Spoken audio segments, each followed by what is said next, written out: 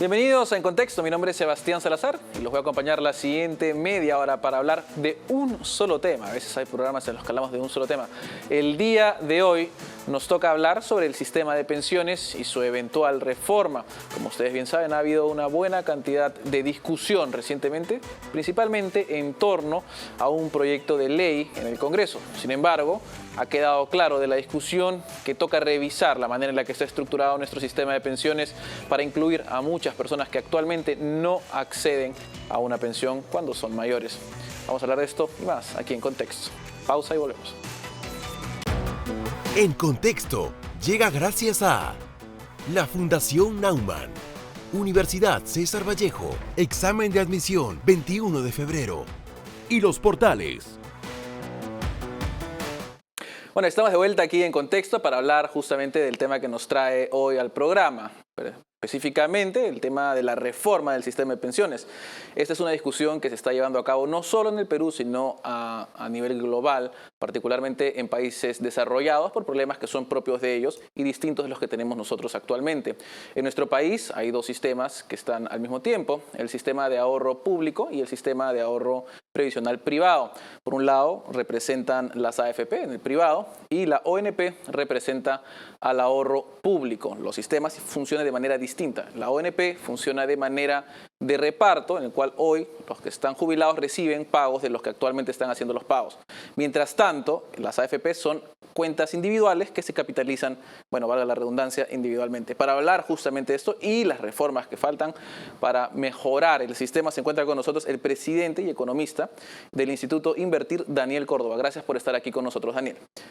Un gusto estar en Contexto, Sebastián. Bueno, vamos con la primera pregunta, la de diagnóstico, y es ¿cómo funciona el sistema actual y en qué se diferencia lo que tenemos y dónde falla? Bueno, es importante contextualizar históricamente primero, ¿no? O sea, ¿de dónde surgen estos sistemas previsionales obligatorios, ¿no? Es un invento de Prusia, en realidad, del siglo XIX, que progresivamente se fueron instalando en la mayoría de países capitalistas occidentales, ¿no? En todos estos países, o en la gran mayoría, estos sistemas obligatorios de cotización previsional son modelos, digamos, de una bolsa, ¿no? Son modelos en los cuales uno está obligado a cotizar un monto para recibir una pensión mínima en un futuro, pero son bolsas solidarias, ¿no? Sobre estas cotizaciones previsionales obligatorias en los países hoy desarrollados ya se generaron los fondos de pensiones privados, pero voluntarios, es decir, las universidades y las empresas, cada una, si tenemos el caso de los Estados Unidos, tiene pues su fondo de retiro que es administrado profesionalmente por gestores privados, pero son fondos voluntarios. El modelo de capitalización individual obligatorio se inventó en Chile durante el gobierno de Pinochet en 1980. José Piñera, el hermano del actual presidente de la República de Chile, ¿no? Era ministro de Trabajo y él inventó, junto con otros técnicos, esta manera de cotizar individualmente. Es el gran mérito de esta gestión de las AFPs que el Perú copió después en la década de los 90, es la capitalización individual. La capitalización individual es el gran mérito porque cada uno, a diferencia de lo que sucede con los sistemas de reparto, ¿no? Cada uno ve su cuenta individual, sabe cuánto tiene para su jubilación futura. La anomalía con las AFPs es que son obligatorias, es decir, no es un fondo voluntario de retiro, sino que estamos todos obligados, independientemente o no que necesitemos de a que alguien nos ayude con la inversión, estamos obligados a cotizar en una AFP, lo cual es ciertamente desde el punto de vista liberal por lo menos cuestionable, ¿no? Eso es el panorama general. Ahora bien, en el tema peruano, el tema peruano he dicho que es una mala copia de la chilena porque en el Perú se mantuvo el régimen de reparto, que es el de la ONP, ¿no? que es un barril sin fondo, que está desfinanciado, es básicamente para quienes cotizan menos de 20 años, no tienen derecho a cobrar después una pensión, es decir, es un robo en buena cuenta del Estado, ¿no? Y por otro lado, tenemos que el 70% de la población no tiene o no está afiliada a ningún sistema previsional, ¿no? Entonces tenemos 70% de la población, más o menos, que no tiene ningún sistema, que está sujeta a pensión 65, que es lo que creó el gobierno de Humala, ¿no? Tienes la ONP, que digamos, es un porcentaje, yo calculo, de un 10% de la población, y tienes el 20% en las AFPs, ¿no? Entonces, el problema que ha surgido en el Perú es que se necesita una reforma, es evidente que se necesita una reforma, pero este debate se ha polarizado lamentablemente entre quienes están proponiendo una reforma. El proyecto Monte en particular, desde mi punto de vista, tiene muchos defectos, pero tiene muchas virtudes también, y las AFPs, que han hecho una campaña política en realidad para oponerse a cualquier reforma y quieren mantener ese status quo que yo creo que no es inclusivo y que tiene muchos problemas también, ¿no? Ahora, mencionas entre los problemas que tenemos actualmente y de diagnóstico, creo que es, por ejemplo, y creo que no solo afecta a las pensiones, sino también afecta en general a toda nuestra economía, el 70% de informalidad aproximada, depende cómo se quiera calcular, que afecta justamente a las pensiones y a que no reciban luego algún tipo de beneficio cuando se vayan a retirar esas personas. Este problema claramente se tiene que tomar en consideración para cualquier tipo de reforma. ¿De qué manera se podría solucionar? Claro, no es una solución a la informalidad en general, ¿no? El problema, Sebastián, es la informalidad. Es decir, durante todas las últimas décadas, en donde hemos tenido una economía abierta, una economía de mercado, no una estabilidad macroeconómica, no hemos podido solucionar el problema de la informalidad.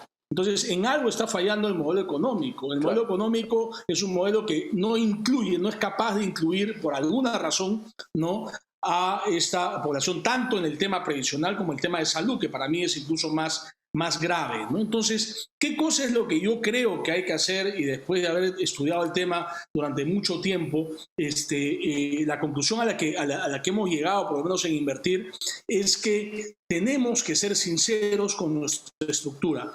Y nuestra estructura es una estructura de impuestos indirectos. Lo que funciona en el Perú son los impuestos indirectos. Es por eso que muchos estamos proponiendo estudiar la posibilidad de que las cotizaciones sociales, tanto las de se hagan a través de puntos del PBI del IGB que uno pague cuando realice una compra. Y con la digitalización de las transacciones, con las boletas electrónicas, con las billeteras electrónicas, esto sí va a ser posible. Es decir, cotizar de manera indirecta y que los costos laborales de salud y previsionales que se descuentan de manera directa puedan ir bajando, de manera tal que los costos de ser formal e informal van a irse, acercando. Creo que es la única manera de terminar con la informalidad en el Perú, ¿no? Ahora, si bien esto ataca básicamente al problema de la informalidad y busca, como darle la vuelta, ¿cierto?, al problema de alguna forma, ¿de qué manera se podría mejorar el sistema en su forma actual para que comprenda a más personas, específicamente el sistema pensionario?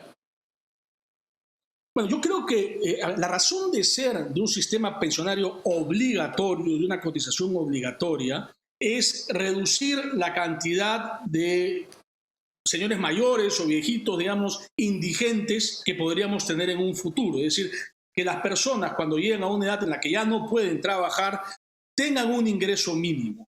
Entonces, esa cotización obligatoria me parece a mí que tiene que limitarse a ese valor actual o actuarial, ¿no?, el ingreso futuro esperado para estas personas, ¿no? Y la gran virtud que tiene este proyecto de Omonte es que generaliza la capitalización individual. Ese es el segundo tema. Limitar lo obligatorio a esa cotización mínima, ese ingreso mínimo futuro que uno necesita. En segundo lugar, tener una capitalización individual, ¿no? Y ya lo que va por encima ¿no?, que sea voluntario y que lo puedan administrar las AFPs, que lo puedan administrar bancos con un producto financiero de rentabilidad fija y que compitan por pagar el mayor interés y no la menor comisión, ¿no? Y se haga de esta manera más, libre el ahorro previsional. No tiene para mí ningún sentido que una persona de altos ingresos, ¿no?, que ya tiene la vida hecha, pero que es empleado de una corporación, por ejemplo, esté obligado a poner su ahorro previsional en una AFP que, dicho sea de paso, cobra comisiones bastante más altas de lo que cobra un fondo mutuo en el Perú o en el extranjero, ¿no? Uh-huh. Ahora, justamente tomando esto en consideración, varios intentos se han hecho porque el sistema actual, por el lado privado, ¿cierto? No estamos hablando ni siquiera de la ONP en este caso, pero por el lado privado sí existe, digamos, un sistema para hacer ahorro voluntario, para añadir, ¿cierto?, a lo que se tiene. Y sin embargo, de lo que yo entiendo, se utiliza muy poco, ¿no? O sea, tal vez algunos llaman que esto es un problema cultural. ¿De qué manera se puede entender esta falla? Bueno, se entiende porque el ahorro previsional en este momento en el Perú, para la gente que puede ahorrar voluntariamente, es obligatorio. Es decir, si a mí me descuentan ya alrededor de 10% de mi sueldo de mi AFP, yo ya estoy, digamos, ya no voy a estar, digamos, motivado a ahorrar más aún para mi retiro, ¿no? Cuando ya tengo una AFP. Pero si a mí la AFP o la entidad pública que se cree, ¿no?, me descuenta un monto mucho menor de mi sueldo porque soy una persona con ingresos medio altos, ¿no?, sí voy a estar incentivado a utilizar estos mecanismos voluntarios que, dicho sea de paso, se pueden incentivar con incentivos tributarios, ¿no? Valga la redundancia. Es decir, en los Estados Unidos pasa eso, ¿no? Uno compra un seguro de vida, uno compra un fondo de pensión y sí hay manera de descontar por lo menos parte de este ahorro del impuesto a la renta que voy a pagar. O sea, se incentiva el ahorro voluntario de largo plazo tributariamente, ¿no? Claro. Claro, bueno, y eso es algo, además de lo que más vamos a hablar, porque también justamente estás tocando otros sistemas, ¿no?, para ver de qué podemos copiar de zonas distintas como podría ser Alemania, Europa, Singapur, Estados Unidos. Pero más de eso y más de este tema particular, luego de una pausa, ahora volvemos.